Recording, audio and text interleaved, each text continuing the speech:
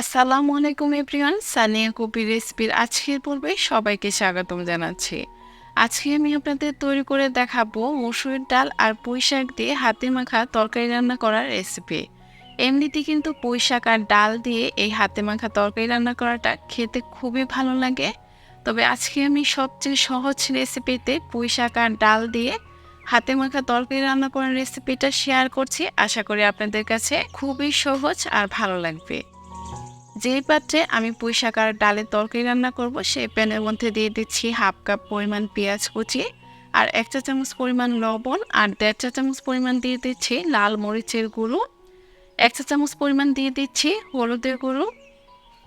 1 চা চামচ পরিমাণ দিয়ে দিচ্ছি ধনিয়ার গুঁড়ো আর হাফ চা চামচ পরিমাণ দিয়ে দিচ্ছি জিরার গুঁড়ো। 1 চা চামচ পরিমাণ দিয়ে দিচ্ছি আদা বাটা আর 1 চা চামচ পরিমাণ রসুন বাটা। এখন হাত দিয়ে কষলে পেঁয়াজের সাথে মশলাগুলোকে খুব ভালোভাবে মিক্সড করে নিচ্ছি। যেহেতু মশলাগুলো কষিয়ে নিচ্ছি না, তাই খুব সময় নিয়ে খুব ভালোভাবে হাত দিয়ে কষলে মশলাগুলো পেঁয়াজের সাথে মিশিয়ে নেবেন। এই পর্যায়ের মধ্যে দিয়ে দিচ্ছি 1/3 কাপ পরিমাণ রেগুলার রান্না করা তেল। তেলটা কিন্তু আগে থেকে দেওয়া যাবে না। এভাবে মশলাগুলো কষিয়ে নেওয়ার পর পেঁয়াজের সাথে খুব ভালোভাবে মিক্স করে নেওয়ার পর তেলটা দিয়ে আবারও সব কিছু খুব ভালোভাবে মিশিয়ে নিলাম। এখন দিয়ে দিচ্ছি এখানে 1 কাপ পরিমাণ মসুর ডাল। এই ডালগুলো আমি আগের থেকে খুব ভালোভাবে ধুয়ে পানি ঝরিয়ে নিয়েছি। এখন মশলার সাথে ডালটাকেও কষলে খুব ভালোভাবে মিক্সড করে নিব। এখন আমি এর মধ্যে দিয়ে দিচ্ছি 1 কাপ পরিমাণ পানি। পানিটা দেওয়ার পর আবার নেড়েচেড়ে সব কিছু মিক্সড করে দেওয়ার পর এই প্যানটাকে একপাশে সরিয়ে রাখছি। আর যেহেতু পুঁই শাক দিয়ে ডাল রান্না করছি, তাই পুঁই শাক তো লাগবেই। এখানে আমি হাফ কেজি পরিমাণ পুঁই শাক একটু বড় বড় টুকরো করে কেটে খুব ভালোভাবে ধুয়ে নিয়েছি। এখন চলে যাচ্ছি রান্নার পুরো রেসিপিতে।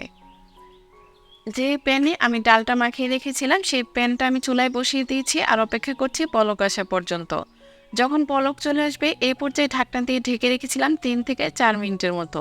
প্রায় 4 মিনিট পর ডালগুলো কিন্তু 50% হয়ে গিয়েছে। এই পর্যায়ে আমি পুঁই শাকগুলো এই ডালের মধ্যে দিয়ে দিচ্ছি। দিয়ে এখন একটা ঢাকনা দিয়ে ঢেকে দিব 3 থেকে 4 মিনিটের মতো। প্রায় 4 মিনিট পর শাকটা কিন্তু অনেকটা কমে এসেছে। এই পর্যায়ে নেড়েচেড়ে ডালের সাথে শাকগুলোকে খুব ভালোভাবে মিশিয়ে দিতে হবে। একটু সময় নিয়ে সবকিছু খুব ভালোভাবে মিশিয়ে নেবেন। শাকটা যেহেতু দ্রুত সিদ্ধ হয়ে যায়, তাই প্রথমে এভাবে 3 থেকে 4 মিনিটের মতো ডালটাকে সিদ্ধ করে নেওয়ার পর শাকগুলো অ্যাড করবেন। এখন দিয়ে দিচ্ছি 5-6টার মতো কাঁচামরিচ। আমি কাঁচামরিচগুলো মাঝখান থেকে কেটে দিয়েছি। এতে খুব সুন্দর ফ্লেভার আর ঝাল দুইটাই বের হয়ে আসবে। এখন নেড়েচেড়ে মিক্সড করে দিচ্ছি আর দিয়ে দিচ্ছি স্বাদ মতো লবণ। লবণটা অবশ্যই টেস্ট করে নিয়ে তারপর দেবেন। লবণটা দেওয়ার পর আবার নেড়েচেড়ে মিক্সড করে দিব। এখন একটা ঢাকনা দিয়ে ঢেকে দিব আর ডাল আর শাক দুটোকে খুব ভালোভাবে সিদ্ধ করে নিব। প্রায় 5 থেকে 6 মিনিট পর আমার এই ডাল আর শাক দুটোই কিন্তু খুব ভালোভাবে সিদ্ধ হয়ে গিয়েছে। এখন নেড়েচেড়ে দিচ্ছি আর জালটা হাই হিটে রেখে কিছুটা ঝোল আমি কমিয়ে নিচ্ছি। আর এই পর্যায়ে কিন্তু কোনো পানি দেওয়ার প্রয়োজন নেই, কারণ শাক থেকে কিন্তু অনেকটা পানি বের হয়ে আসে।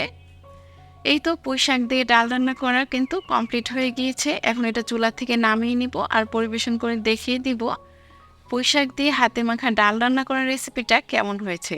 এটা দেখতে যেমন লোভনীয় লাগছে, খেতেও কিন্তু খুবই মজার হয়েছিল। এইভাবে এই সহজ রেসিপিতে পুঁই শাক দিয়ে ডাল রান্না করতে পারেন। ছোট থেকে বড় সবাই খেয়ে অনেক বেশি পছন্দ করবে। আজকের রেসিপি কেমন লাগলো কমেন্টস করে জানাবেন। ভালো লাগলে একটা লাইক দিয়ে আমার চ্যানেলটা সাবস্ক্রাইব করে রাখবেন। তাহলে আজকে এখানে বিদায় নিচ্ছি। আল্লাহ হাফেজ।